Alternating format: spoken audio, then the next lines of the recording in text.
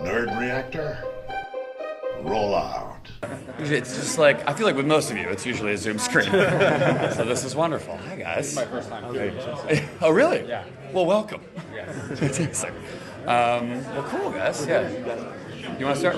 Oh, yes. Yeah. So, what's it like voicing Brian, created by Michael Collins? It's incredible. What I love. Sorry. Did you read the book first?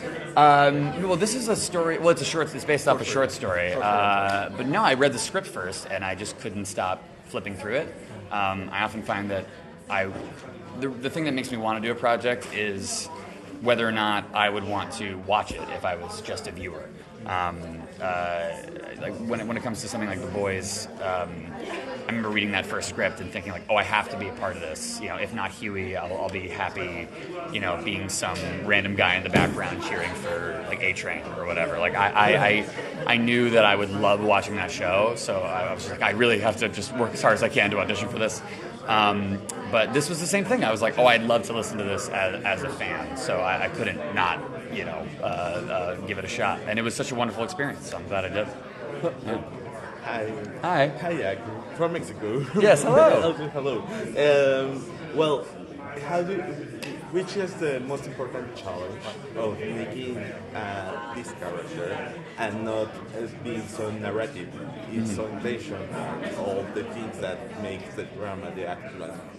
Well, I mean, I think the biggest challenge is definitely I do a lot of voice work, but with that you are represented by an animated character. You know what I mean? The audience has something to visually see while your voice is coming out of the character.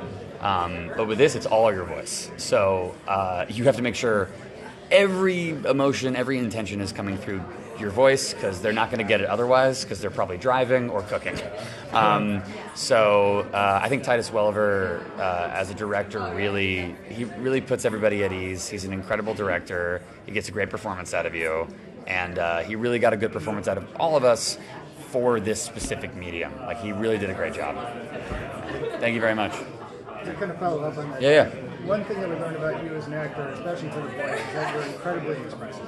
Okay, cool. I mean, honestly, frankly, I think some of Huey's best scenes are born out of the facial expressions that you exhibit in those scenes. So how do you as an actor now take that expressiveness in a visual media and still convey the same expression, emotion, in something like this that's purely audio? It's funny, like, even though it's pure audio, physicality does help. And often when I voice act, my arms are doing crazy things. Like things that I would never do in live action, but it's a lot of, I feel like I look like I'm conducting a weird orchestra. This is literally how I move when I'm voice acting. But for this, the really cool thing that they did was, for a lot of the more kind of action-packed sequences, like there's a heist, there's this whole, like, me running through the hallways and just being terrified. What they did was they put like a lav mic on me, portable mic, and they just set me loose in the hallways as I was just screaming and running through the lines, like the hallways of the studio, which I thought was so cool, because, like, yeah, is it going to be the best audio quality? No, but so much of how we tell the story is through, like, you know, camera footage. And I just thought it was so cool that it sounds authentically like the characters in the moment. I think the team did such a great job with how they chose to record this. It was so cool. And I hope more things do it, because I really like doing it. Yeah. It was really fun.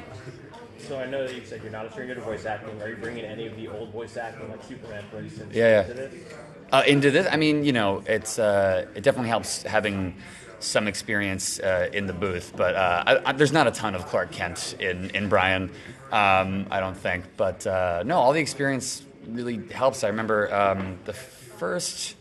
one of the first voiceover gigs I ever did was I did a video game called Lord of the Rings: Shadow of Mordor, and I got to work with all these insane people like Troy Baker and Nolan North and Laura Bailey, and just like incredible people in that field. And there was this guy who's a legend, J.D. Blanc, who, you know, we became friends, and he was kind of like my voice acting mentor for a little period of time, and he really showed me how different it is from, you know, live action, and he really brought me through, you know, how you would prepare a voiceover audition and all these things. So no, I think people like JB, people like Titus, it is an interesting field to get into, because it's way different, in my opinion, from live action. So yeah, you have to kind of learn the ropes. So you've done a lot of between like The Boys and Scream and a lot of really hard R, very bloody, very violent, very upsetting things. So what's like playing stuff where like the first scene of The Boys, for example, or the first episode, how do you act in scenes that are just really bloody, gruesome, horrific? You just kind of have to play the reality of the scene. You know, I think my role in a meta sense on that show is to be the guy, audience surrogate, the guy reacting to all these things. You know, I have to be the guy who would react as any normal everyday person would.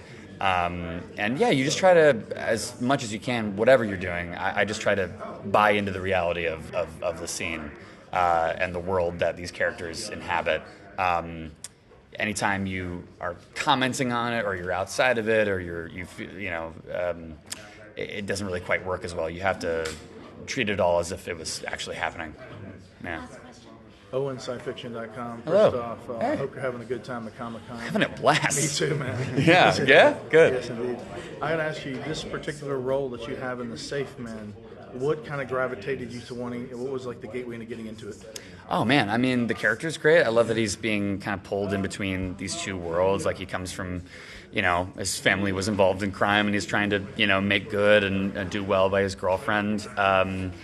I just loved the story. Like, I just couldn't put it down. And like I said before, it's something that I would want to listen to. And I just thought it took so many interesting twists and turns, and I never saw a lot of these twists coming. And I just think it's just a credit to Michael and how good of a writer he is. Like, it was such an incredible read. So yeah, no, it was kind of a no-brainer for me.